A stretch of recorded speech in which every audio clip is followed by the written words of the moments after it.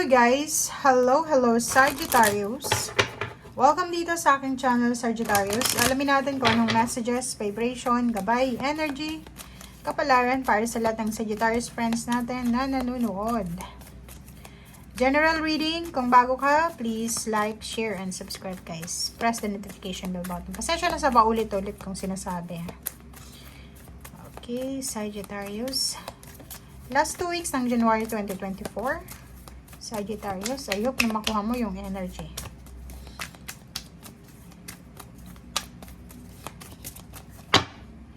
Walang lumalabas.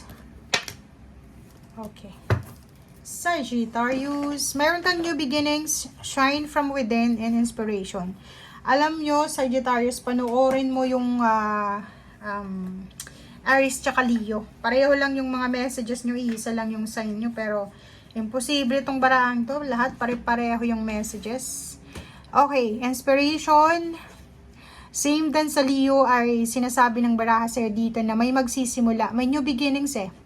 Yung fairy godmother heralds na magdadala sa'yo ng napakasayang news. It's either new baby kasi parang impressed to eh. May impressed din yung Aries.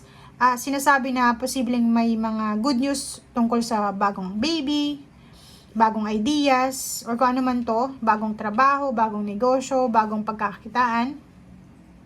So, ihanda mo ang sarili mo, be prepared kasi eto na yung tamang inspirasyon, eto na yung tamang direksyon, eto na yung tamang timing. So, kailangan mo nang gumawa ng action. Action din. Leo, Aries, Sagittarius, lahat kayo action ang kailangan sa ngayon. Shine from within, ipakita mo sa mundo kung gaano kakagaling. Alam mo yun eh, alam mo yung strength mo. Alam mo kung ano yung kaya mong may share sa community, sa mundo. Huwag kang panghinaan ng loob eh.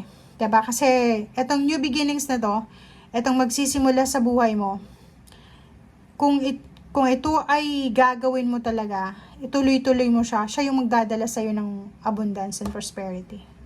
Siya yung magdadala sa'yo ng sobra-sobrang biyaya, sobra-sobrang pagpapala. So, if halimbawa ngayon, nanonood ka, may iniisip ka na venture, or may iniisip kang gustong gawin, isulat mo yan, paulit-ulit mo isulat yan sa papel, para hindi mo makalimutan. Tapos maghanap ka ng mga signs, symbols, synchronicities from guides, angels na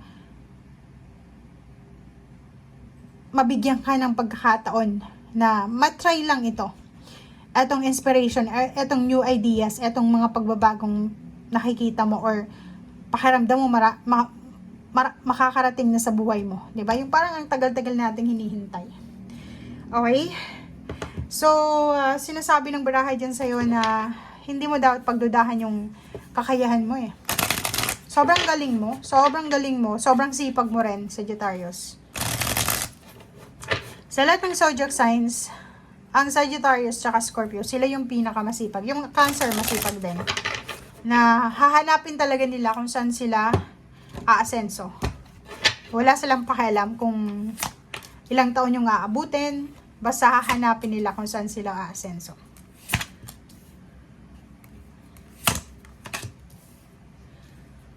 Okay, Sagittarius. Okay guys, so kung makikita mo dito, may posibleng balita dito na parating. Okay? May posibleng balitang parating. Kaso lang, ang balitang ito is tungkol sa trabaho. It's either renewal ng contract, new contract, renewal of relationship, choices, option. Ang problema dito is yun, sobra yung analyzation mo. Parang nagkakanda ka ng ng experiment dito, 'di ba? Importante sa iyo yung wish fulfillment sa usaping emosyon. Importante sa yung pagkakaroon ng masayang pamilya. Nakikita ko sa iyo dito, kasi yung reading mo is parang karugtong siya ng Scorpio or Cancer or Pisces. So ibig sabihin, you're in a relationship sa Cancer or Pisces or Scorpio. So, kung halimbawa na in a relationship ka sa kanila, ikaw ito na pumipigil sa plano nila. Like may plano silang mag-travel, mag-abroad, maghanap ng trabaho. Ikaw, pinipigilan mo to. Ina-analyze mo yung situation eh. Parang iniisip mo, mas okay lang sa'yo na sama-sama kayo na magpapamilya kahit naghihirap sa financial. Comment down below if resonated ka dito.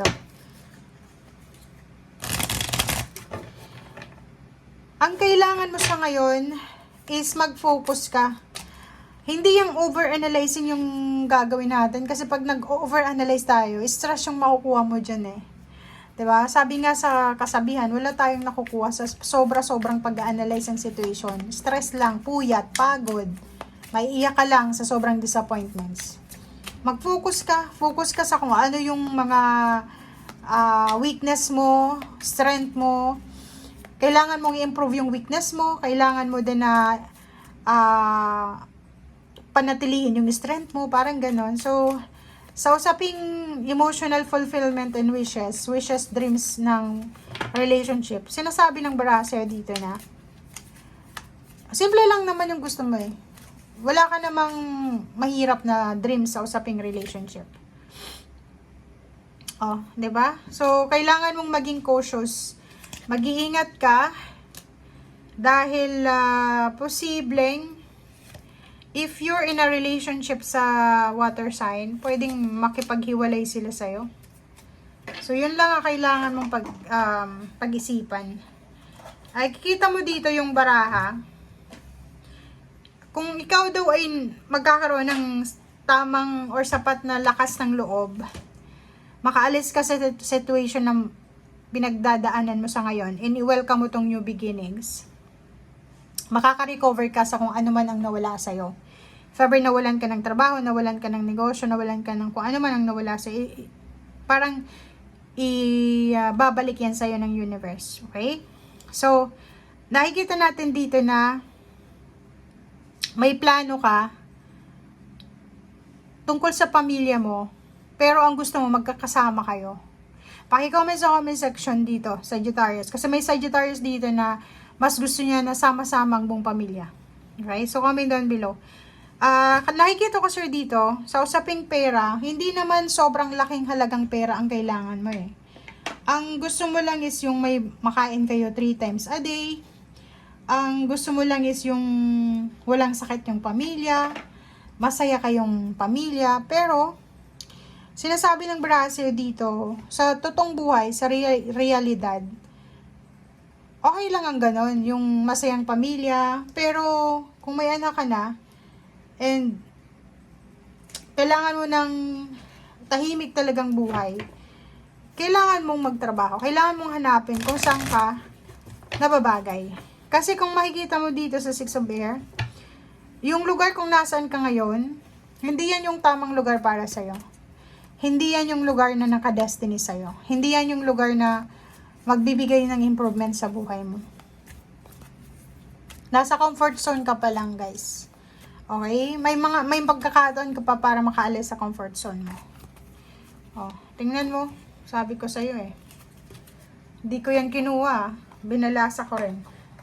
Sinasabi ng Baraseo dito na kailangan mong labanan yung tukso, labanan mo yung temptation, kasi yung stagnation na pinagdadaanan mo, komportable ka na eh. 'Di ba? May iba sa inyo dyan, walang ipon, walang pera, walang trabaho, pero feeling nyo kontento na kayo. Feeling nyo, eto na ako eh, wala nang magagawa, pero nagkakamali ka dun eh. Kailangan mo lang ng lakas loob, kailangan mo lang ng action. Action lang ang kailangan mo dito. Ang sabi sir dito ng 7 of Cups, may mga choices ka na unrealistic. 'Di ba? Siguro kung nakatira tayo sa lugar na hindi natin kailangan magbayad ng kuryente, ng tubig, walang internet, walang ganito ganyan, talagang mabubuhay lang tayo sa pagtatanim or kung saan pa man. Walang masama sa pag-i-aim ng simpleng buhay, pero ang baraha mo ay nagsasabi na sayang eh. Sayang yung blessing na naka-destiny sa'yo eh. Kasi hinihintay ka eh. Hinihintay ka sa labas ng comfort zone mo eh. Hindi ka lumalabas. Kung lalabas ka man sa comfort zone mo, gusto mo isama buong pamilya mo. Which is hindi naman siya realistic, 'di ba? Hindi naman may nakita ba tayong isang pamilya papasok sa opisina, 'di ba? So na kasama yung anak, 'di ba? So walang ganon. Siguro kung negosyo 'yan, tulong-tulong yung magpapamilya, pero itong comfort zone na to na nandun ka is kailangan mong umalis dyan talaga. Kasi once na nakalabas ka dyan, makakaalis ka dito sa stagnation na to eh. Kaso lang, attach ka eh. Makikita mo to, etong Capricorn energy na to, tapos etong 8 of Swords na to, air signs energy. Attach ka sa sa stagnation. Parang masaya ka. O parang feeling mo, masaya ka sa kung nasaan ka ngayon. So, yun lang guys. Yun lang ang nakikita natin. Maraming salamat. Bye!